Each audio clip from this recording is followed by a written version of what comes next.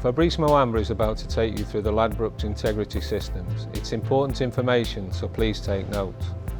Football is a great game and a rewarding career, so we owe it to the sport, the fans and our fellow professionals to ensure that we don't do anything which harms the game that we love.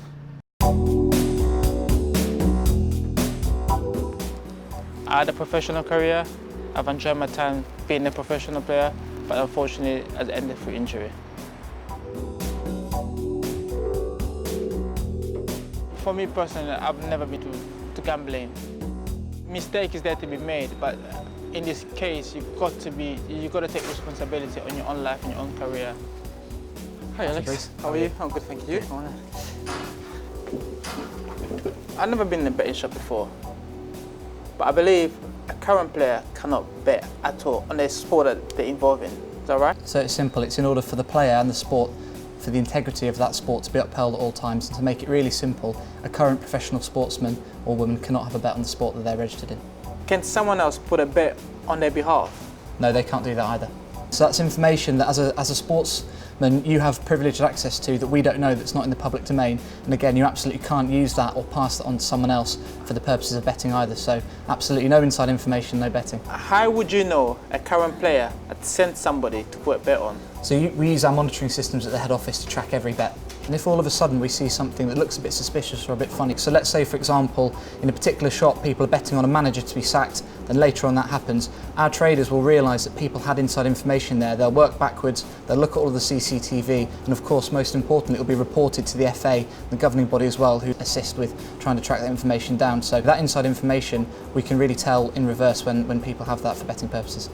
Why is it important to follow this guidance? Why?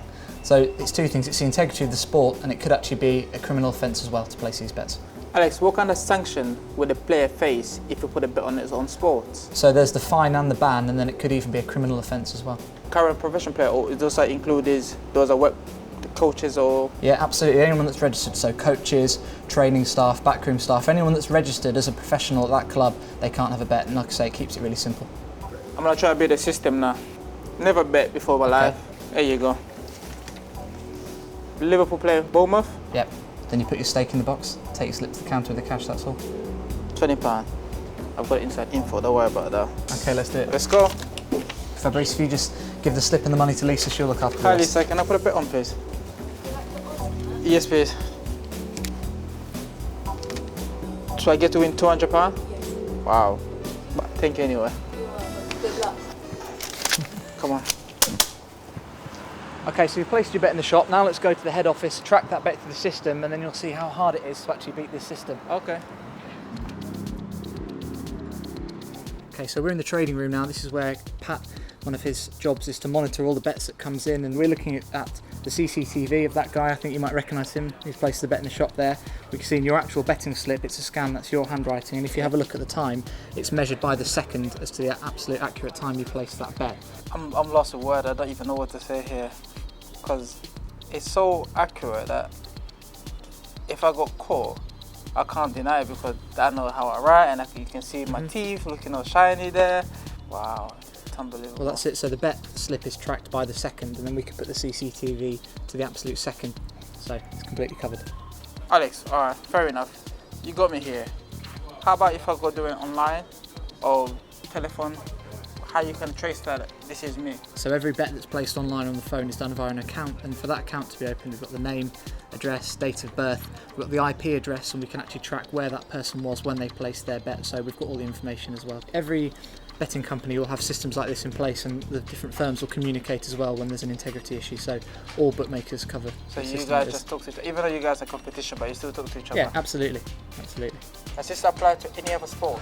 Yeah, pretty simply, if you're a professional athlete, you cannot have a bet in the sport that you're registered to play, so it covers all the sports, cricket, rugby, football and all the others as well. The sanctions are set by the governing bodies, but exactly in terms of fines, bans from the game and potential criminal offence as well, so absolutely.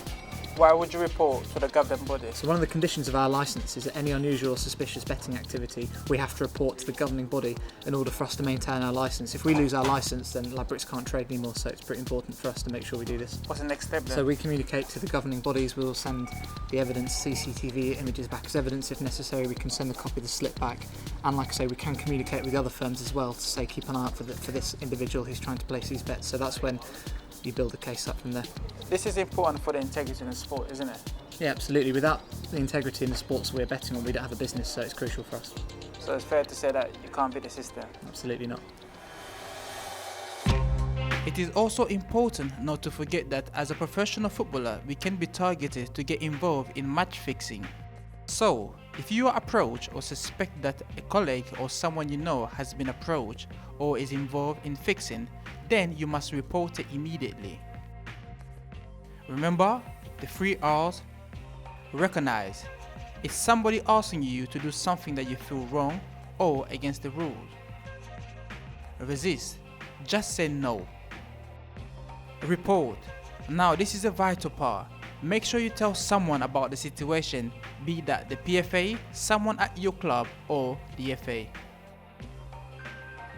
To stop football because you made a selfish decision because you wanted to put a bet on such a game, I think that's a very, very ignorant decision. And you know, as an ex-player and as somebody that would love to play football now, you've got to have that integrity about yourself and how much you respect your opponent and your fellow professional. That kind of stamp will be in you and will follow you for the rest of your life.